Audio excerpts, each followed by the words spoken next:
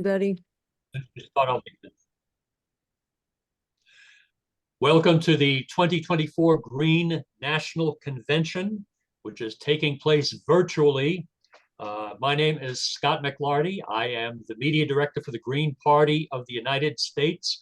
I want to thank everyone for attending, and also thank you for your patience because of the little bit of delay that we had in getting started. And finally, I want to encourage everyone attending to please put your name, even if it's just your first name and your identification, so we can see who you are and call on you by name. I want to mention that all press conferences that are part of this convention have been and are being recorded, and they'll be posted on the Green Party's YouTube channel, and that's called Green Party Videos. And we look forward to seeing those up on YouTube very soon.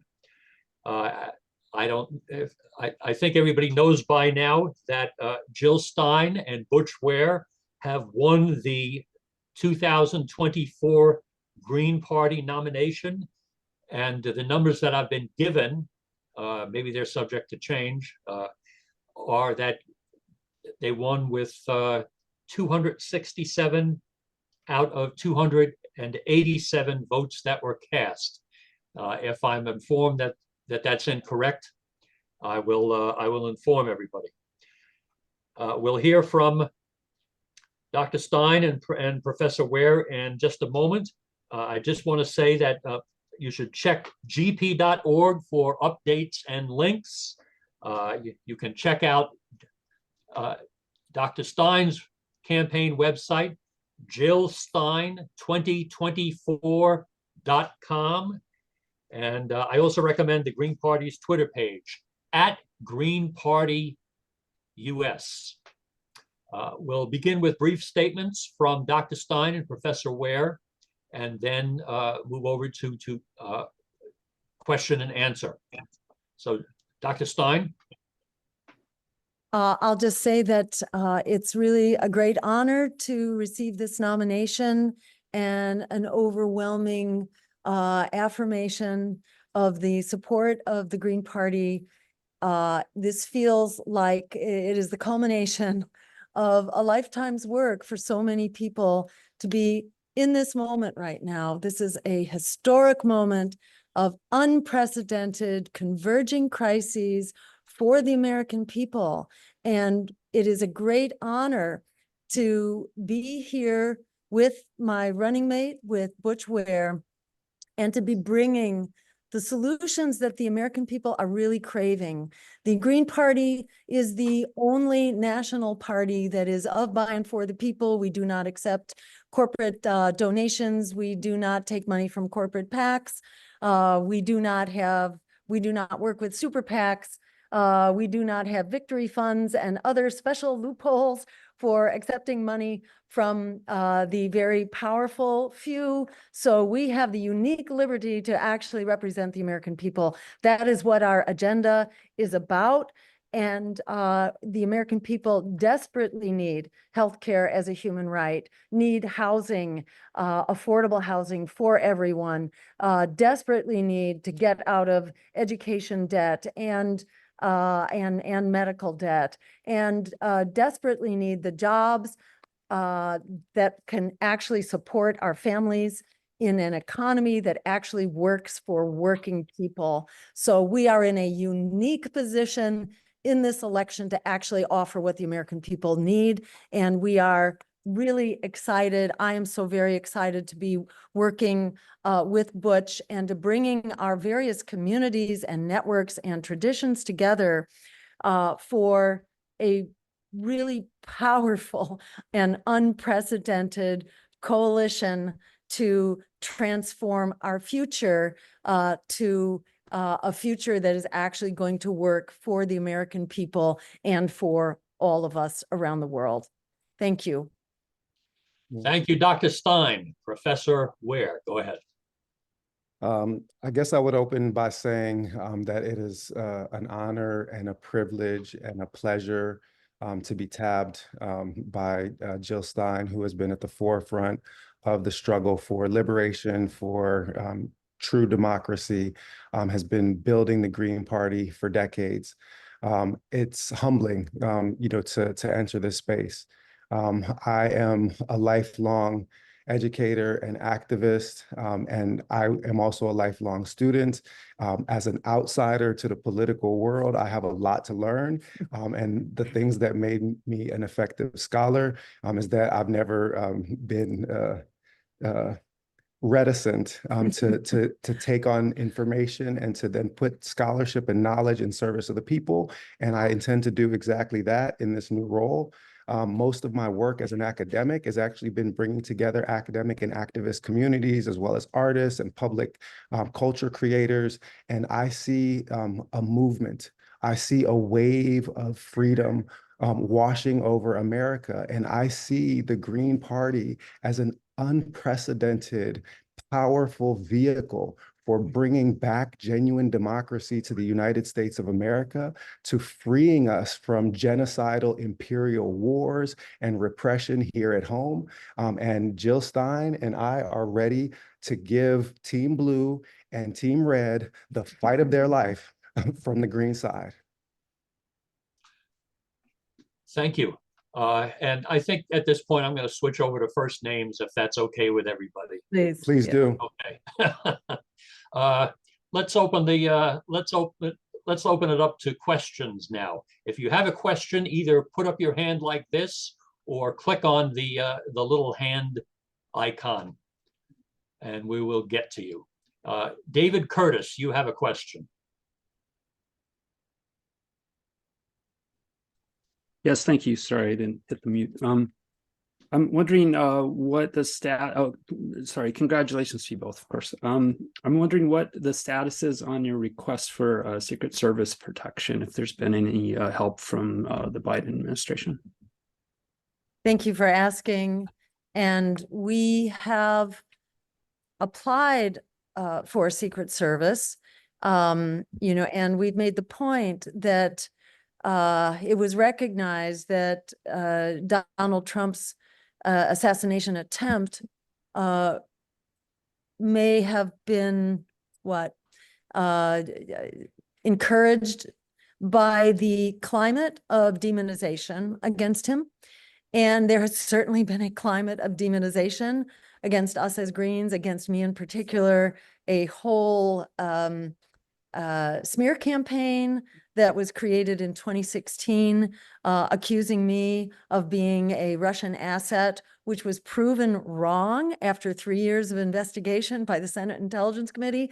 That was thoroughly put to rest. Yet our critics, our opponents, in particular the Democratic Party, keeps rerunning this smear of Russian asset, that accusation, which is outrageous, which is libelous, for which we could sue if I was not a political figure. If you're a political figure, you cannot sue for libel, but this is a libelous slander. It's outrageous, and the Democrats are rerunning that for all it's worth. And so, we have asked for Secret Service protection. We have certainly had our share of threats and harassment, and we very much need that Secret Service protection. And I would encourage people, to weigh in, to write to the Secret Service and encourage them to provide that protection, because the political establishment has really done a great deal to create a climate of harassment and hate against its opponents and against us and myself in particular. So we are still working on that. We are hoping to achieve it, but we don't have it yet, put it that way, but we're still working on it. Might I add also just Sure. As a student of the Black radical tradition and somebody that teaches about it, do I need to run down the list of prominent Black public intellectuals and political figures that have had violent attempts, many of them successful, to end their lives. And as a Muslim, I pray for divine protection, but the Secret Service needs to do their part, right? Because America is going to be challenged. The American people will be listened to, but American elites are going to be challenged. And so therefore, it's obvious and clear that we should be getting that kind of protection without any question, especially now with the current composition of the ticket. I want to underscore that, absolutely, that the threats, the potential threats and the actual threats against our campaign, I think, have just been magnified, several fold. So the need is all the more urgent. Absolutely. Thank you. We'll take another question. Put up your hand if you have one.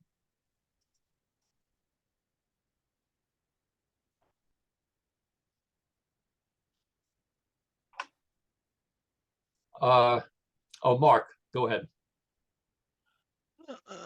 The Green Party is certainly known as a party of the environment, and in your acceptance speech, Dr. Stein, you mentioned not only did the Green Party first enumerate a call for a Green New Deal back in 2010, but you also pledged that on day one of your administration, you would declare a climate emergency and take particular actions.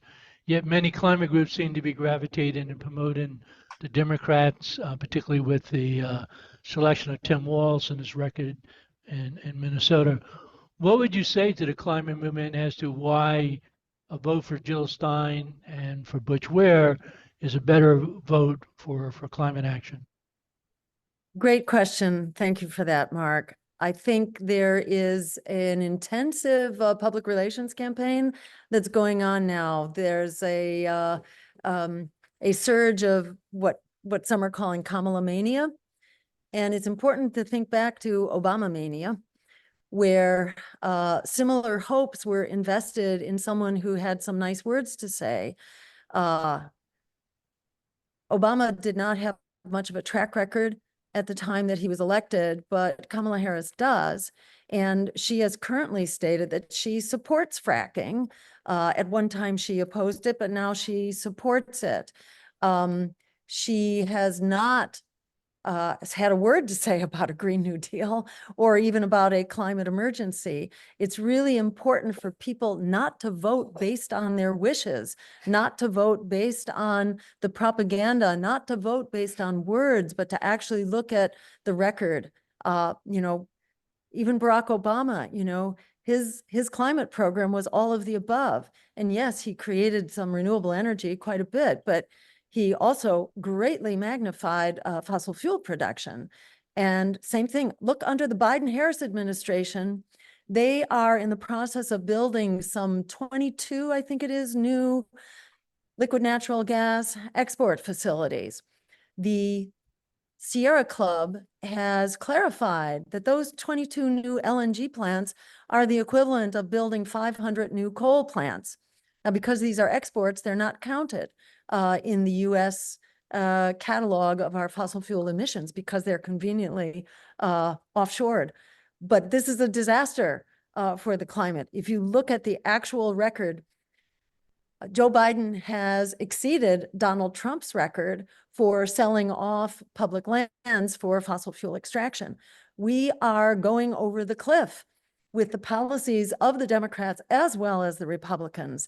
And unfortunately, so many of the big enviros, like other big nonprofits, they are drinking the Kool-Aid, they are getting funding from big donors, and they are not stepping up to the plate and doing what we need to do for the climate and the environment. So I would really urge everyday people to take a look at our track record as Greens. We have been very consistent about our environmental policies and our climate policies. People need to look at what it is we're advocating for and look at the actual track record of the Democrats along with the Republicans. They are both extremely damaging and extremely dangerous. So I would urge people not to vote against your interests, but to have the courage to break from the duopoly that is taking us over the cliff and to vote for the climate policies that we need and to support our Green Party campaign.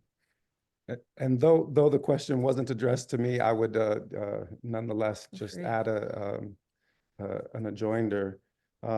James Baldwin said, "I can't believe what you say because I see what you do."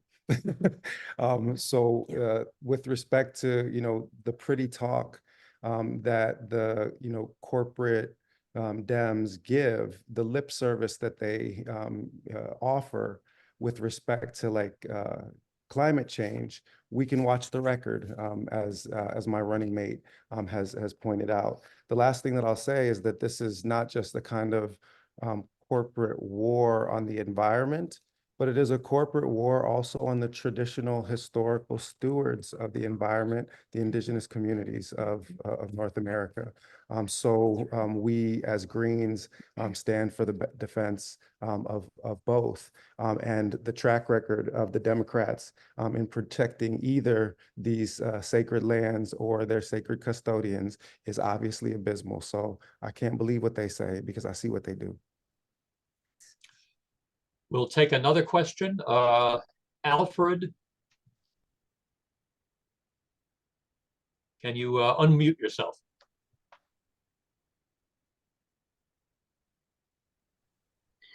Thank you very much.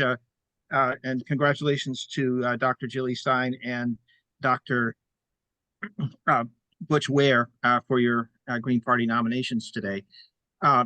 So the corporate media has been blacking out third parties in general, and especially the Green Party repeatedly, except to do occasional smears or spoiler nonsense. And also, they've been blacking out the climate crisis. The Media Matters for America estimated that only 1% of U.S. television broadcast and cable network coverage was devoted to the climate crisis, 1% in 2023. And also, on the pro-peace, pro-Palestinian movement, you don't hear facts like that 40% of the college protesters in 2024 were Jewish students. So can you talk about how the corporate media has completely skewered matters, and how can you address that to bypass that extreme bias toward Democrats and the Democrat-Republican duopoly? And I have a follow-up question, please. Sure. So, the corporate media coverage is extremely biased on the climate, on Gaza, on war in general, on our housing crisis.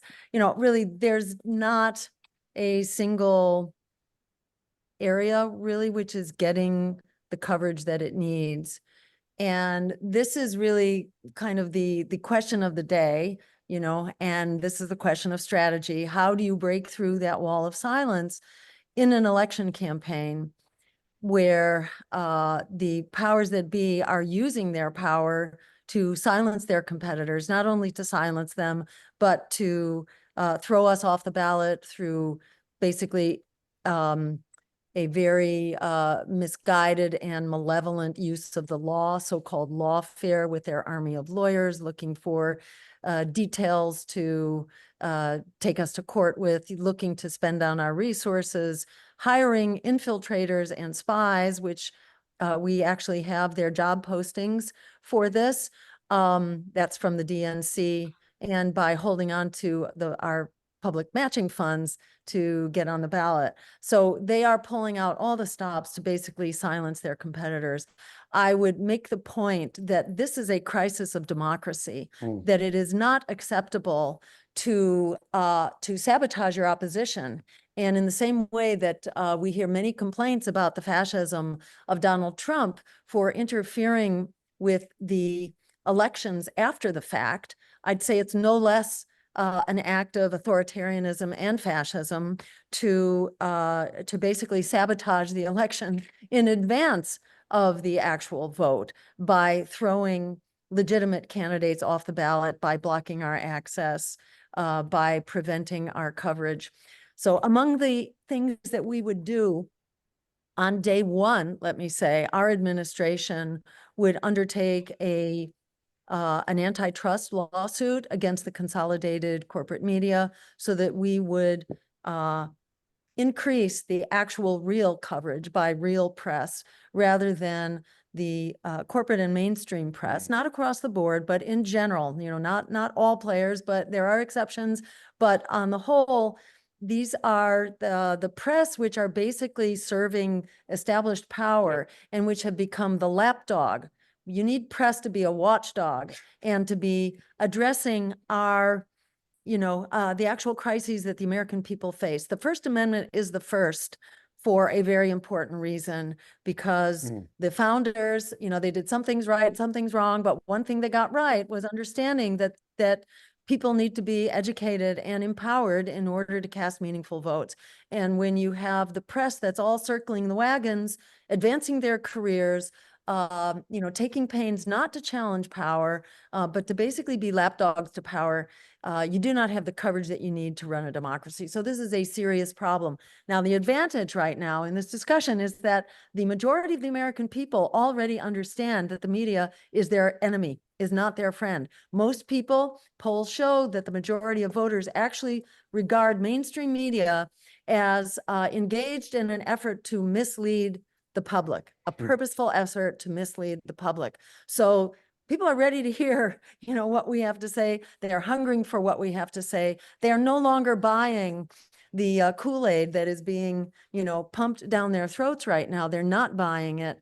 And I think this is part of what ails us. As a society, we do not have the glue of confidence in our basic institutions. So this isn't just for the welfare of independent parties or for the welfare of political challengers. This is for the future of our democracy, that we need to take back our means of communication, liberate the press so that we, the people, can be empowered to make the decisions that we have to make as people in a democracy.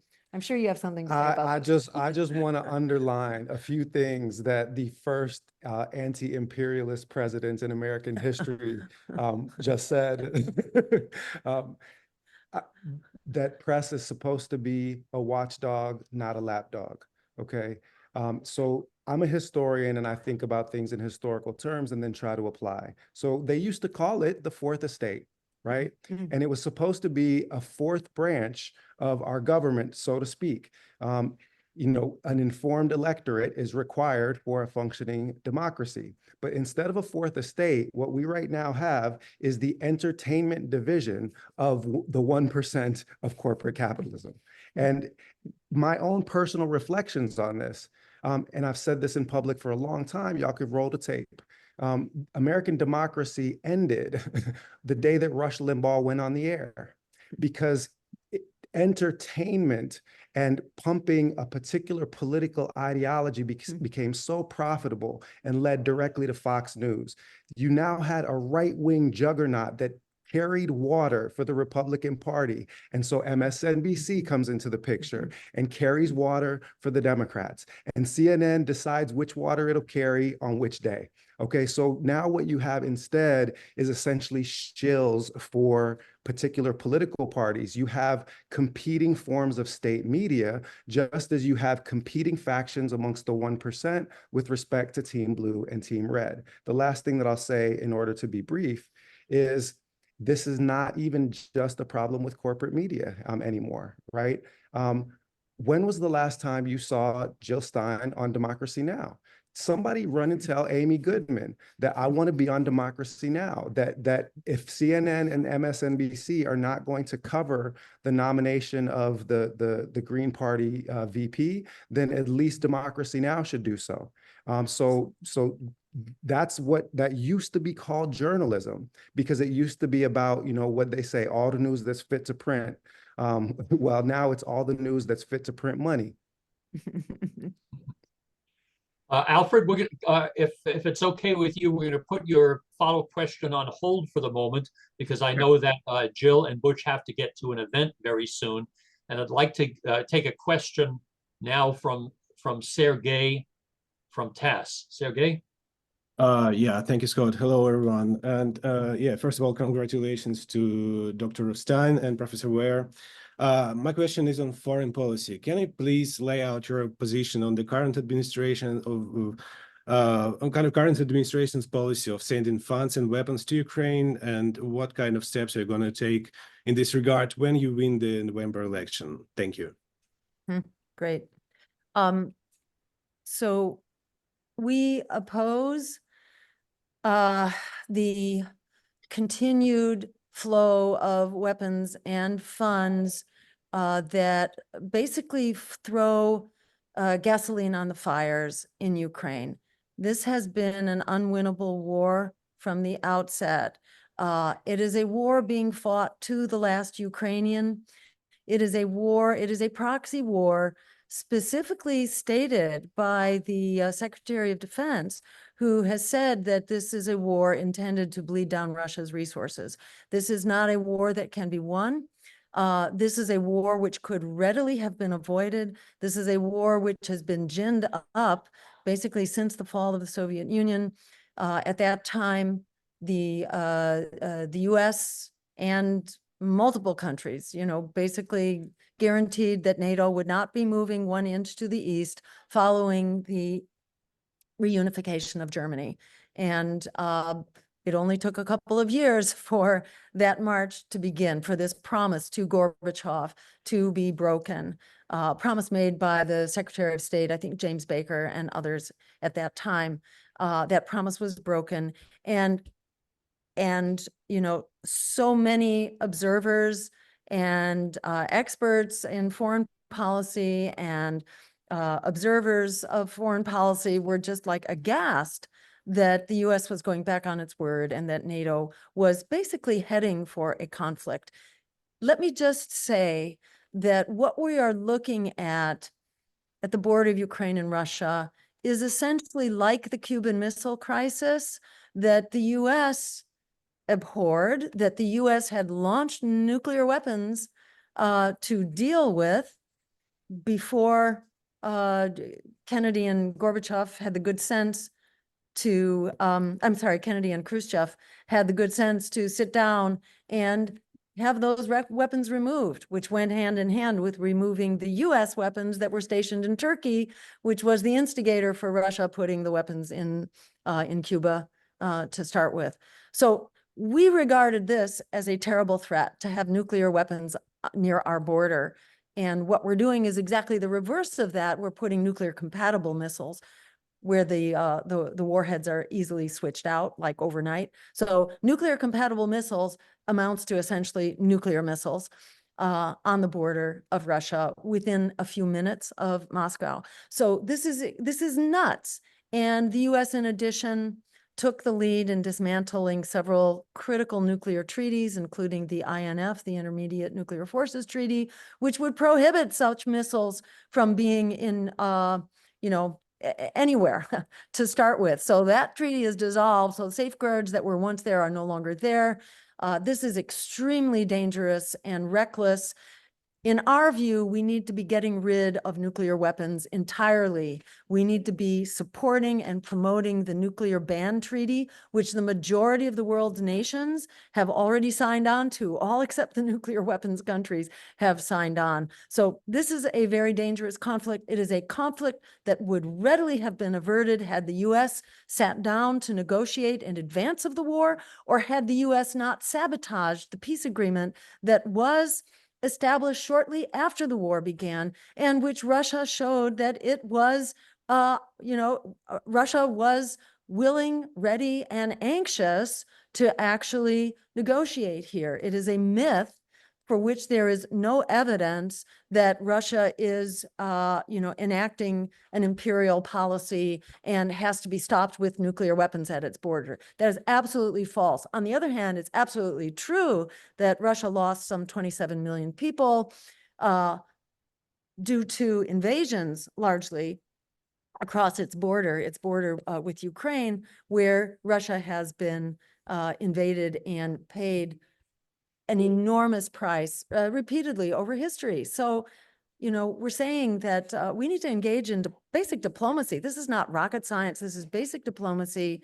It's basic conversation that could readily avert a catastrophic conflict here. So we need to decompress this conflict as quickly as possible. And we need to get back to negotiations with Russia, Ukraine, and other players and ensure, you know, what Russia essentially wanted was neutrality from Ukraine. That is absolutely simple. That is drop dead simple. And there are other examples, I think Austria following the Second World War, which accepted neutrality. So this is nothing but the exercise of the military-industrial complex and its intention to basically gin up business for itself by creating war after war after war. And the American people need to put an end to it. And if I can just add, this is a direct wealth transfer from the pockets of American taxpayers into the hands of dealers of death, arms manufacturers, and it is laundered through foreign wars. That's what it is. I'll add a few other, again, being the history professor in the room. And I'm a history professor, not a geographer, but I thought it was the North Atlantic Treaty Organization. And I'm picturing a map in my head, and I can't make Ukraine make sense as a part of that. And I know that our progressive colleagues and peace activists in Europe have been protesting and deeply lamenting the way that European governments are essentially now being utilized as tools of American imperialism through this institution that was supposed to be a treaty organization, but has essentially become its own war machine. Yes, and if I could add Please do, briefly, please do. also become a marketing strategy for U.S. War profiteers, because membership in NATO means that you have to spend, I think it's like 3% of the national budgets or GDP, I'm not sure what it is, but it is a big chunk of change that countries are required to spend on U.S. manufactured weapons. So let's be clear about what this is. This is benefiting U.S. war manufacturers, nobody else. And that's how colonialism works. Captive market, yes. make them spend on the metropole. Jill and Butch, you have an event to go to soon. Do you have enough time for two more questions? Yes.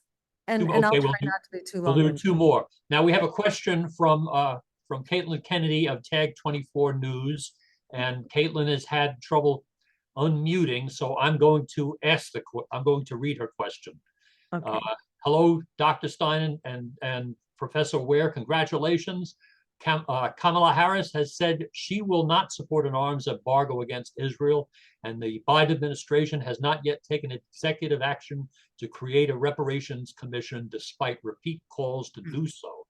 Your campaign has advocated for both Palestinian liberation as well as reparations for Black Americans. Can you all share how you aim to foster opportunities or spaces for mutual solidarity in this campaign and beyond, to advance both a movement for Palestinian freedom as well as for reparative justice for Black Americans? Thank you, Caitlin Kennedy. Great. Wonderful question. Thank you so much, Caitlin Kennedy. I think, the weapons embargo really needs to happen. There are countries that are already beginning to do this. I heard recently, I don't remember who it was, but there are countries that are doing this. It's pretty clear that Israel has no intention of backing off. When Israel is knocking off the leading negotiator for the peace treaty, it's, and conducting assassinations and attacking the embassy of Iran in, where was it? I think it was in Syria. It's clear that Israel is not heeding the call of the world, is not heeding international law, is not heeding the rulings of the International Court of Justice or the International Criminal Court. Israel is not going to bring itself to heel. The U.S. needs to do that, and the world needs to do that. I think it is not long until the world will be imposing a weapons embargo. I must also say it's very clear that Israel's economy is really taking a nosedive. People are leaving the country. You cannot run a fascist state and think that you're going to be a viable place for people to live. So Israel is crashing and burning, I think, on many accounts, and it's becoming more vicious in its genocide, even as that happens. So I think one way or another, the weapons embargo needs to happen, and it needs to happen as quickly as possible. Lives will be saved the sooner that weapons embargo is conducted. And I think there are very few alternatives to a weapons embargo, but it really is the perfect tool. I mean, it is the perfect tool for ending the war, and it's absolutely outrageous that it has not been mobilized yet. How do we build the, how do we build the political movement to make that happen? That is what our campaign is all about. And I encourage people to join the campaign and be a part of this. We stand up in the streets and we stand up in the voting booth, and we use every peaceful means possible to move that policy along. And the weapons embargo is what empowers the phone call. I mean, this is all just easily done with a phone call.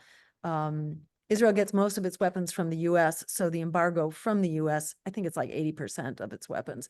So our action here is absolutely critical, and I think we just continue to mobilize. And the more the American people see this, the more the veil is lifted on the horrific, murderous face of the Israeli apartheid government, the more inevitable this becomes, and the sooner it will happen.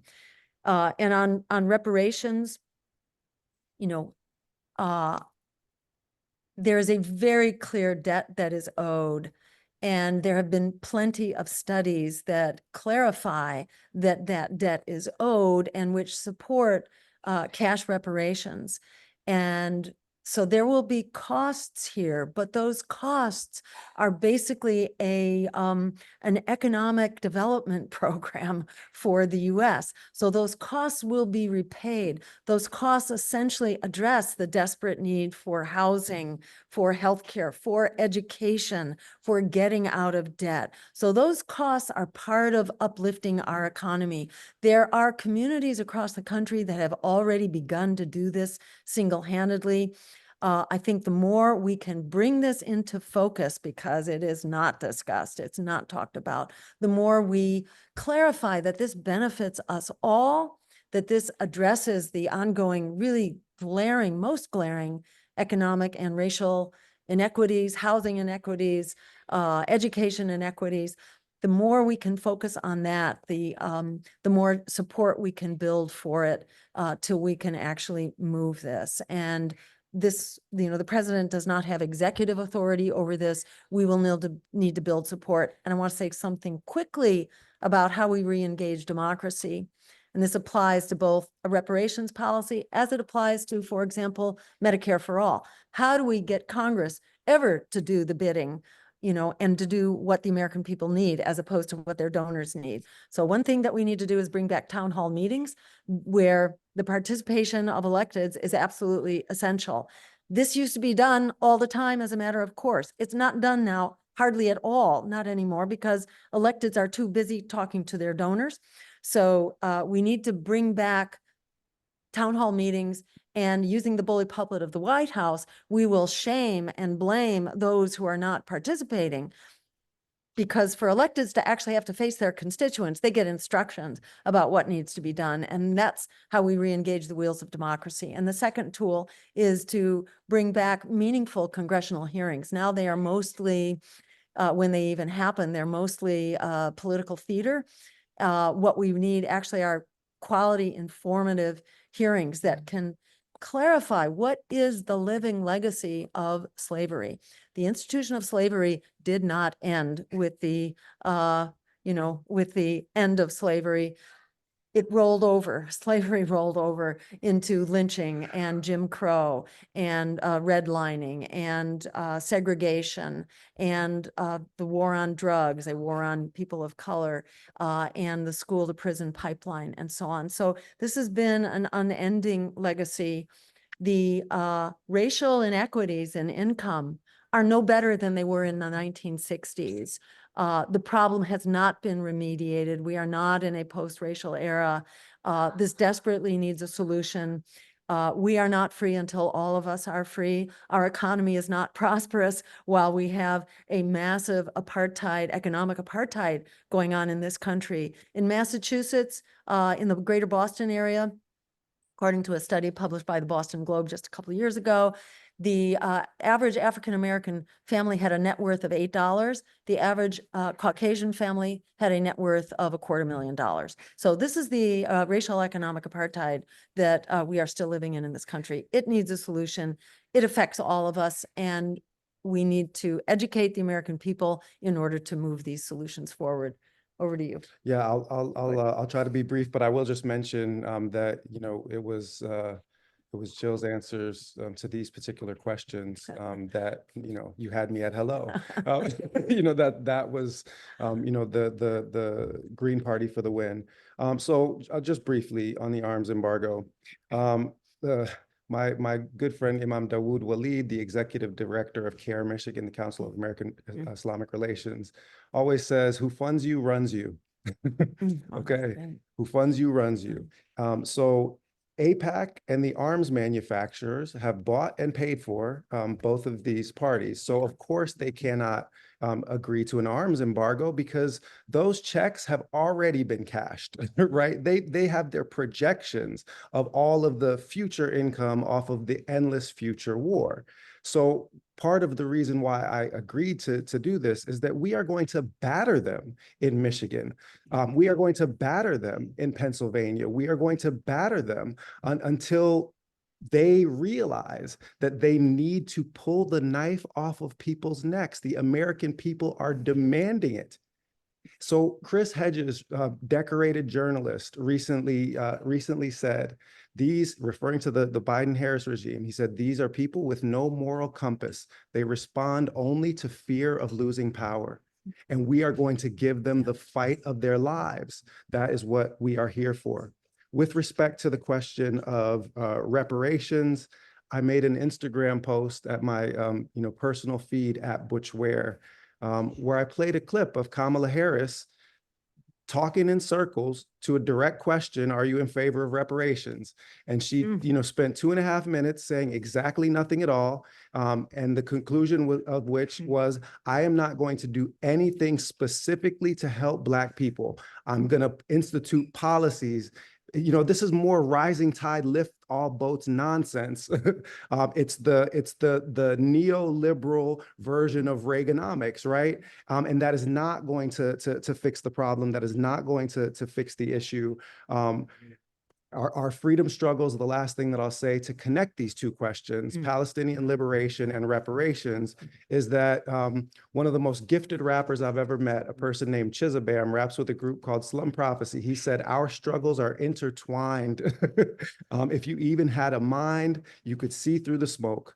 And why? Because Malcolm in 1964 said that Palestinian liberation was a struggle against white supremacy, an Ashkenazi Zionist population being empowered by European imperialists to wipe brown people off of their land. Kwame Ture read it as American imperialism and white supremacy. James Baldwin read it the same way. 1979, Open Letter to the Born Again. Toni Morrison read it the same way when she stood up in 2008, I believe it was, and signed on with Noam Chomsky and others to the most recent in that particular moment,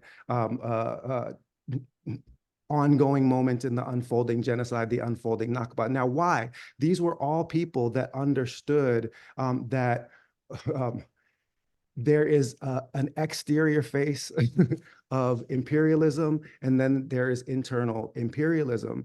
And the reality is that the struggle on these two fronts is the struggle of our time.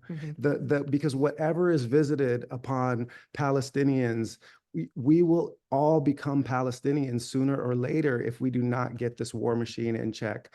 So bringing real restorative justice to Black and Brown and Indigenous communities in North America, and bringing real restorative justice after apartheid has been ended in Palestine is what drew me in to putting, you know, my books aside for a minute. I'm not going to get to write that next academic book for the rest of this summer and into the fall, because this is the struggle for our lives.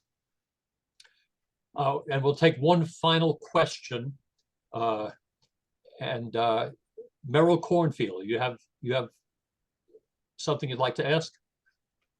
Hi, thank you so much for doing this. I'm so sorry I'm late. I'm Merrill Cornfield from the Washington Post. I might have missed if this has been asked, so I apologize for that. I have two questions. First question, I was hoping that you might talk about how you reached this decision and how you had looked at other candidates who were of Palestinian descent, and why you ultimately didn't go with someone who is Palestinian American. And then I was also hoping to hear from you about some concerns that have been raised. There was, one of the delegates from DC brought up that one of the uncommitteds was concerned about the idea of possibly electing Trump. It was something that also one of the vice presidential contenders had raised on Twitter. How you kind of respond to those. I know the spoiler idea has been brought up before, but if you can talk about, like, specifically now that it's being raised again, what your thoughts are on that. Thank you so much. Sure. So, you know, we initially had identified actually, I believe he was a Lebanese American. I'm not sure. I think he was a Lebanese American, who then, just shortly before we were about to announce, developed a very serious illness in his family and had to withdraw.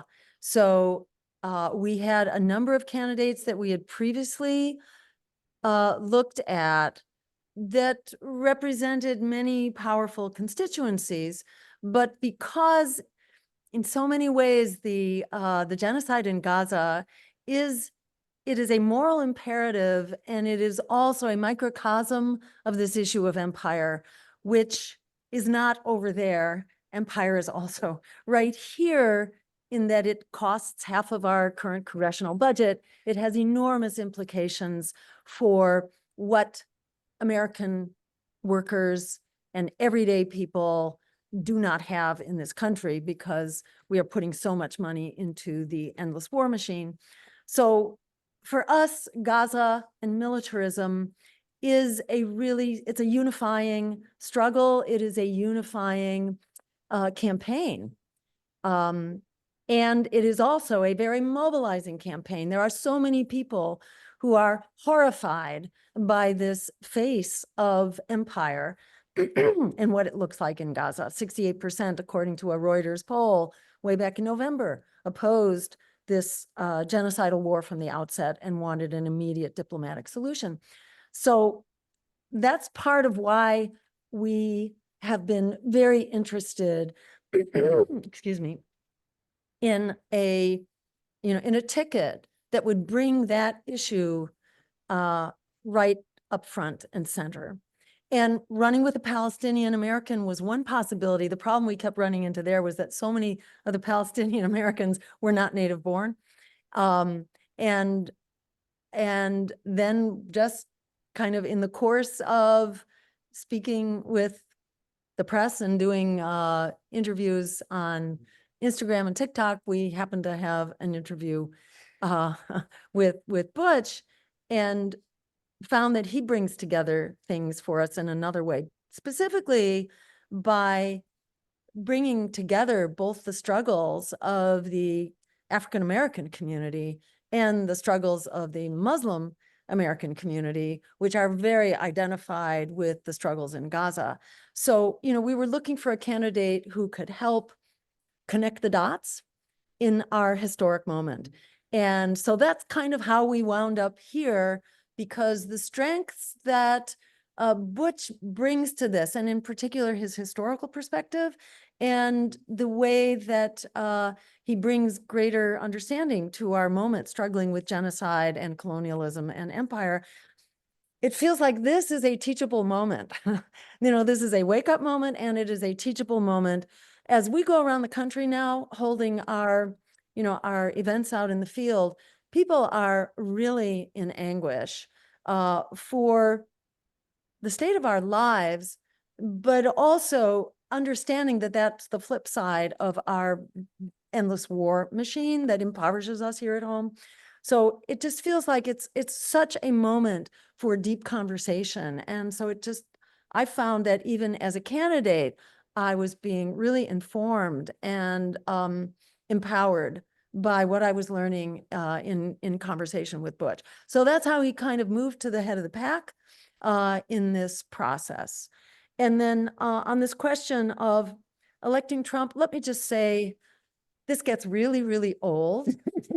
And yet this is the major public relations campaign being used to suppress democracy, to suppress democratic choice, to suppress the right of Americans.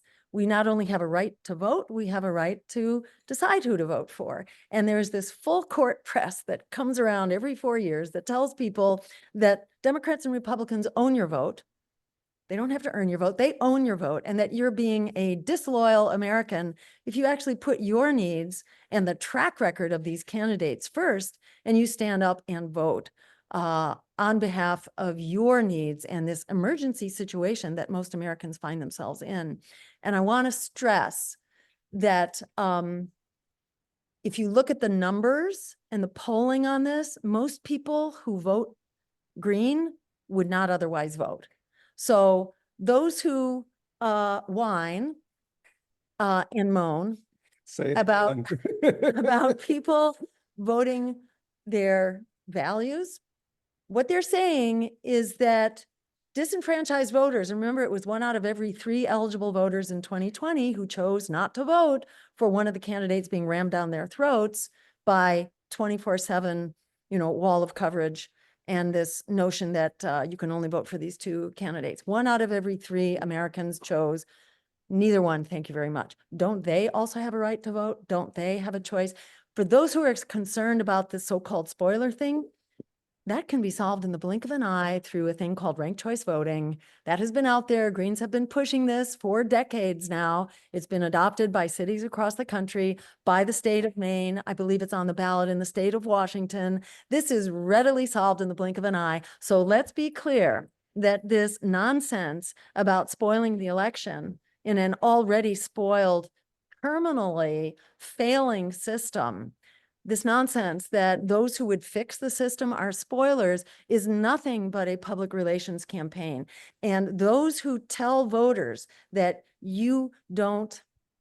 that someone else owns your vote, not you, someone else owns your vote, those who say that do not even deserve consideration for your vote. They are suppressing your democratic rights. In a democracy, this is the only right that we have, especially those who do not have billions in their pockets. We have a political system which is bought and paid for. The American people have had quite enough of that and are really hungry for a true democracy that serves everyday working people and the people who've been thrown under the bus for decades, for whom things are not getting better. They're actually getting worse by leaps and bounds. So many Americans are at the end of the rope. They are in rebellion. And I think they very much appreciate having their democratic rights respected and their choice. And I think it's really important for the media to do its job, which is not to tell people what they can't vote for, but rather who their choices are, without participating in this intimidation campaign to try to extort people into voting for a system that has essentially thrown them under the bus. And that, I mean, it reveals and underscores the complicity of the, so-called mainstream media, legacy media, in protecting the duopoly. So I'm going to be less academic, because I know I can get, wordy and academic sometimes. I'm just going to bring this to a human level. This is a toxic relationship, a toxic, abusive relationship that Team Blue has with their voters. They don't listen to their voters because the people want an end to this war and they keep throwing gasoline on the fire. So what happens in a toxic, abusive relationship is that they abuse you, and then they tell you, but it's out there, it's worse. So you have to stay with me. These are serial abusers that are engaged in toxic, narcissistic gaslighting with their populations. We are opting out, right? Because they can only make arguments about fear. They don't offer anything. They don't offer a vision of prosperity, representative democracy to their people. So they just have to try to manipulate people through fear. Someone likened the United States of America to a large house with many rooms, big place, could be beautiful, but it's dilapidated, broken down. Our infrastructure is crumbling. There's no furniture in most of the rooms. And we spend all of our budget on the security system, on the defense budget. Our infrastructure is crumbling and we send all of this money, pump it into things that don't actually keep us safe, right? But that make the world a much less safe place. And that is why that takes us to Palestine, right? That takes us to the first question. One of the first things that I did when you issued this invitation is I called people in the Palestinian community who are facing the brunt of that American military industrial complex right now, because these are our weapons. This is our war being carried out through Israel. And I asked them, are you, as Palestinian Americans, especially people that have voices in your community, are you comfortable with me assuming this position? Because I know it has been discussed as something that the Palestinian American community wanted to be seen in, and the Arab American community. And I was told unanimously and unequivocally by the people that have been committed to the struggle for the longest. And then I later learned that a number of them were people that had slipped my name to you in the first place. So I can't speak for Palestinian Americans, but I can speak for oppressed people.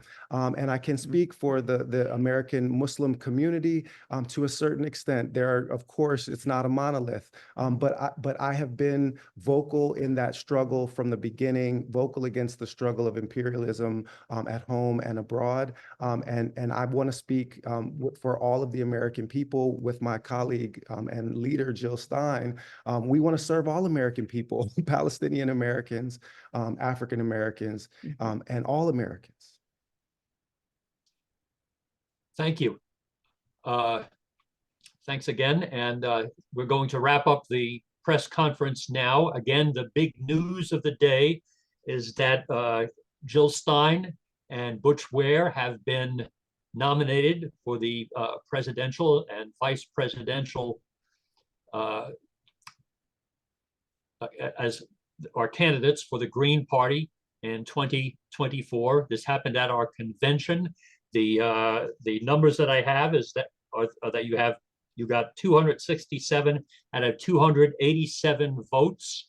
We are looking forward to a historical campaign and a historically imperative campaign. And we'll see what happens in the coming months. Thank you so much. And thanks to everybody who attended this press conference. And again, check out our videos.